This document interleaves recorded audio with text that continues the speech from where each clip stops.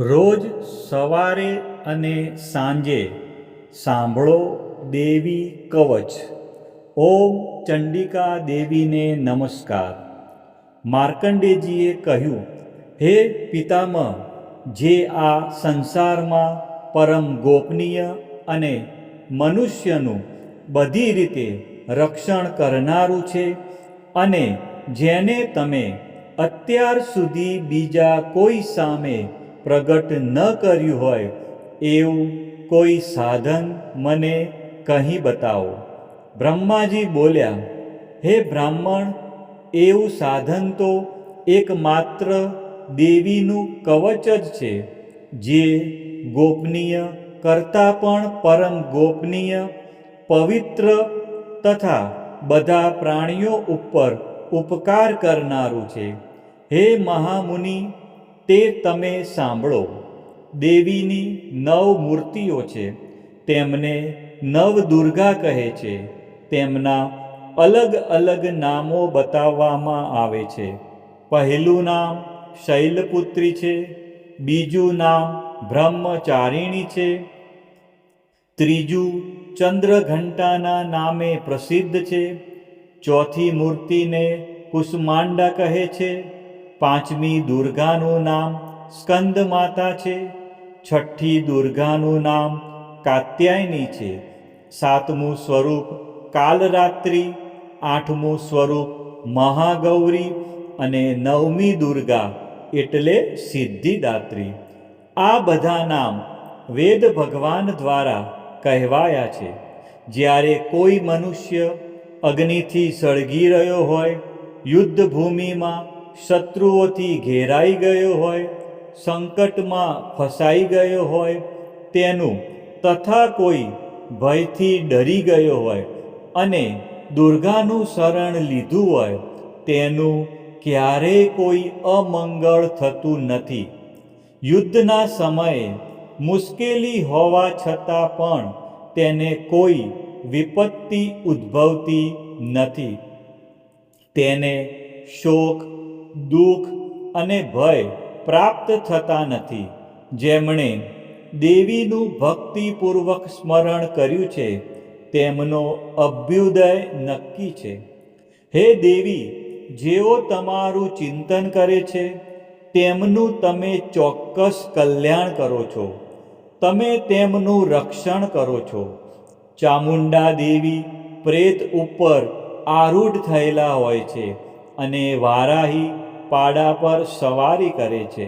ઐન્દ્રીનું વાહન ઐરાવત હાથી છે. વૈષ્ણવી ગરુડ પર આવે છે અને માહેશ્વરી આખલા પર આરૂઢ થયેલા છે. કૌમારીનું વાહન મોર છે. વિષ્ણુ પ્રિય લક્ષ્મી કમળ પર વિરાજમાન છે અને તેમના હાથમાં લાલ કમળ છે. આખલા પર આરૂઢ થયેલ દેવી ઈશ્વરીએ શ્વેત વસ્ત્ર ધારણ કરી રાખ્યા છે. બ્રાહ્મી હંસ પર બેઠેલા છે અને બધા જ આભૂષણો ધારણ કર્યા છે. આ બધી દેવીઓ માતાઓ યોગ શક્તિઓથી સંપન્ન છે, જેઓ અનેકવિધ આભૂષણો પહેરવાથી શોભે છે. તેમણે અનેક રત્નો ધારણ કર્યા છે, ક્રોધથી ભરેલી છે અને ભક્તોનું રક્ષણ કરવા રથમાં બેઠેલી છે. આ દેવીઓના હાથમાં શંખ, ચક્ર, ગદા, શક્તિ, હળ, મૂષળ, ખેટક, તોમર, કુહાડી, દોરડું, કુંત, ત્રિશૂળ અને ઉત્તમ ધનુષ્ય ધારણ કરેલા છે. દૈત્યોના શરીરનો નાશ કરવો અને ભક્તોને અભય દાન આપવું, દેવતાઓનું હિત કરવું એ તેમના શસ્ત્ર ધારણનો ઉદ્દેશ છે.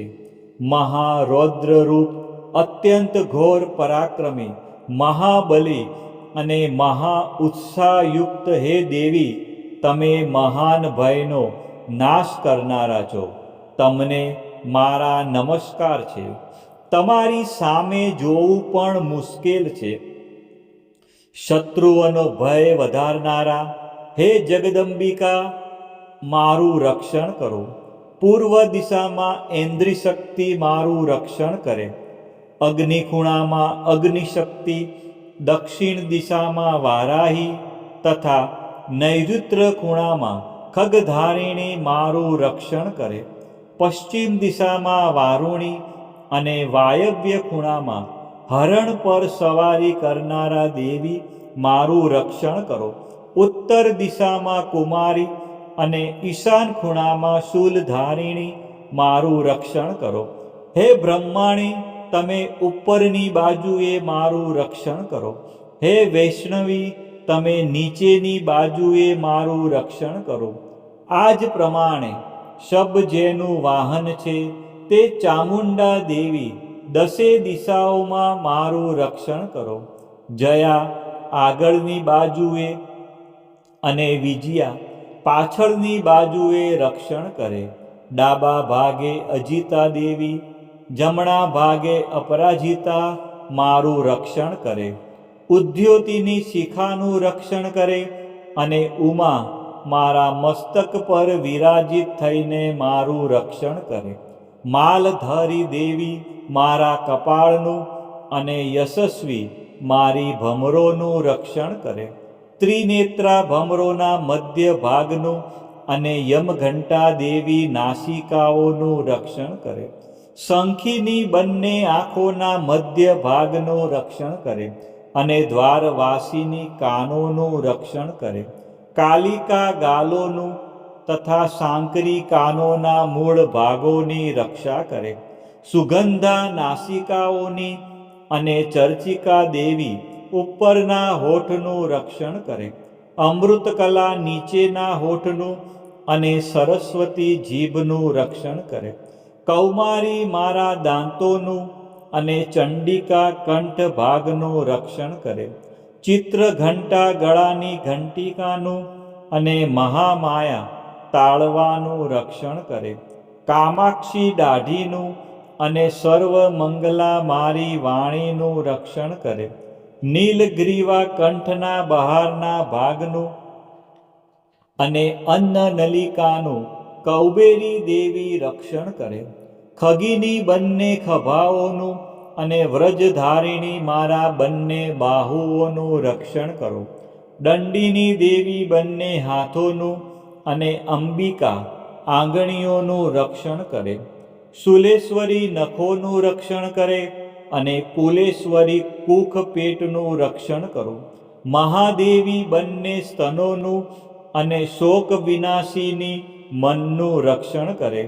લલિતા દેવી હૃદયનું અને શૂલધારિણી ઉદરનું રક્ષણ કરે. કામિની નાભીનું અને ગુહેશ્વરી ગુહ ભાગનું રક્ષણ કરો. પૂતના અને કામિકા લિંગનું અને પાડાને વાહન બનાવનાર દેવી ગુદાનું રક્ષણ કરે. ભગવતી કટી પ્રદેશનું અને ઘૂંટણોની રક્ષા વિંધ્યવાસીની કરે. સર્વ કામનાઓ પૂરી કરનારા દેવી જંગાઓનું રક્ષણ કરે. નારસિંહ દેવી પિંડીઓનું રક્ષણ કરે. તૈજસી બંને પગોના પૃષ્ઠ ભાગનું રક્ષણ કરે. શ્રીદેવી પગોની આંગળીઓનું અને તલવાસીની દેવી પગના તળિયાનું રક્ષણ કરે. પોતાની વિકરાળ દાઢોથી ભયંકર દેખાતા કરાલી દેવી નખોનું અને ઉદ્ધવ કેશિની દેવી વાળનું રક્ષણ કરે. કૌબેરી રૂવાંટીના છિદ્રોનું અને વાઘેશ્વરી ત્વચાનું રક્ષણ કરે. પાર્વતી રક્ત, મજ્જા, વસા, માંસ, હાડકાં અને મેદનું રક્ષણ કરે. કાલરાત્રિ આંતરડાઓનું અને મુકુટેશ્વરી પિત્તનું રક્ષણ કરે. પદ્માવતી કમળ કોષોના મૂળ આધારનું અને ચૂડામણી કફનું રક્ષણ કરે. જ્વાળામુખી નખોના તેજનું અને અભેગા સમસ્ત સાંધાઓનું રક્ષણ કરે. હે બ્રહ્માણી, તમે મારા વીર્યનું રક્ષણ કરો. હે છત્રેશ્વરી, મારી છાયાનું રક્ષણ કરો.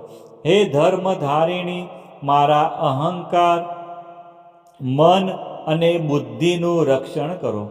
હે વ્રજ ધારણ કરનાર દેવી, મારા પ્રાણ અપાન, વ્યાન, ઉદાન અને સમાનનું રક્ષણ કરો. કલ્યાણથી શોભતા હે દેવી મારા પ્રાણનું રક્ષણ કરો. યોગીની દેવી રસ, રૂપ, ગંધ, શબ્દ અને સ્પર્શનું, અને હે નારાયણી તમે મારા સત્વ, રજ અને તમો ગુણનું રક્ષણ કરો. વારાહી આયુષ્યનું રક્ષણ કરે, વૈષ્ણવી ધર્મનું રક્ષણ કરે, તથા ચક્ર ધારણ કરનારા દેવી યશ અને કીર્તિ, લક્ષ્મી અને ધનનું તેમજ વિદ્યાનું રક્ષણ કરો. હે ઇન્દ્રાણી તમે ગોત્રનું રક્ષણ કરો. હે ભૈરવી પત્નીનું રક્ષણ કરો. હે ચંડિકા મારા પશુઓનું રક્ષણ કરો. હે મહાલક્ષ્મી પુત્રોનું, સંતાનોનું રક્ષણ કરો. હે સુપથા દેવી મારા પથનું, અને ક્ષેમકરી દેવી મારા માર્ગનું રક્ષણ કરે. હે મહાલક્ષ્મી રાજદ્વારી કાર્યોમાં મારું રક્ષણ કરો. તથા સર્વ બાજુએ રહેલા વિજયા ચારે બાજુ રહીને રક્ષણ કરો. હે દેવી જે સ્થાન દેવી કવચમાં કહેવાયું નથી અને તેથી રક્ષણ વિનાનું છે, તે બધા સ્થાનો તમારા વડે સુરક્ષિત થાય, કારણ કે તમે વિજયશાલિની અને પાપનાશીની છો. મનુષ્ય પોતાના શરીરનું ભલું ઈચ્છતો હોય તો તેણે દેવી કવચનો પાઠ કર્યા વિના એક ડગલું પણ ભરવું નહીં. દેવી કવચનો પાઠ કરીને જ યાત્રા કરવી. દેવી કવચના પાઠથી બધી બાજુથી સુરક્ષિત થયેલો મનુષ્ય જ્યાં જ્યાં જાય છે ત્યાં ત્યાં તેને ધન લાભ થાય છે, તથા સઘળી કામનાઓ પર વિજય પ્રાપ્ત થાય છે. તે જે અભિષ્ટ વસ્તુનું ચિંતન કરે છે તેને તે અચૂકપણે પ્રાપ્ત કરી લે છે. તે મનુષ્ય આ પૃથ્વી ઉપર અતુલ ઐશ્વર્ય પામે છે. દેવી કવચથી રક્ષાયેલો મનુષ્ય નિર્ભય થઈ જાય છે. યુદ્ધમાં તેમનો પરાજય થતો નથી, તથા તે ત્રણેય લોકમાં પૂજનીય બને છે. આ દેવી કવચ દેવતાઓને પણ દુર્લભ છે. જે આ દેવી કવચનો દરરોજ 3 સંધ્યાએ શ્રદ્ધાપૂર્વક પાઠ કરે છે તેની દૈવી કલા પ્રાપ્ત થાય છે, તથા તે ત્રણેય લોકમાં પરાજિત થતો નથી. એટલું જ નહીં, તે અપમૃત્યુથી રહિત થઈને 100 કરતાં પણ વધુ વર્ષ જીવે છે. દેવી કવચ ધારણ કરનારા મનુષ્યને રાજા તરફથી સન્માન અને વૃદ્ધિ થાય છે. આ કવચ મનુષ્યના તેજની વૃદ્ધિ કરનારું અને ઉત્તમ છે. આ દેવી કવચનો પાઠ કરનારો મનુષ્ય પોતાની કીર્તિથી શોભા પામીને પૃથ્વી ઉપર પોતાના સુયશ સાથે સાથે વૃદ્ધિ પામે છે. જે પહેલાં દેવી કવચ કરીને સપ્તસતી ચંડી પાઠ કરે છે, તેની જ્યાં સુધી વન પર્વત હોય ત્યાં સુધી તે આનંદથી યુક્ત આ પૃથ્વી ઉપર રહે છે. તેના પુત્રો, પૌત્રો, સંતાન પરંપરા બનેલી રહે છે. પછી દેહાંત થતાં તે મનુષ્ય મહામાયાની કૃપાથી નિત્ય પરમપદને પામે છે. જે દેવતાઓને પણ દુર્લભ છે. તે સુંદર દિવ્ય રૂપ ધારણ કરે છે અને કલ્યાણ શિવની સાથે આનંદનો ભાગી બને છે. દેવી કવચ સમાપ્ત. બોલો શ્રી અંબે માત કી જય, ચામુંડા માત કી જય, ખોડિયાર માત કી જય, ઉમિયા માત કી જય, મહાકાળી માત કી જય, બહુચર માત કી જય, 64 જોગણી માત કી જય.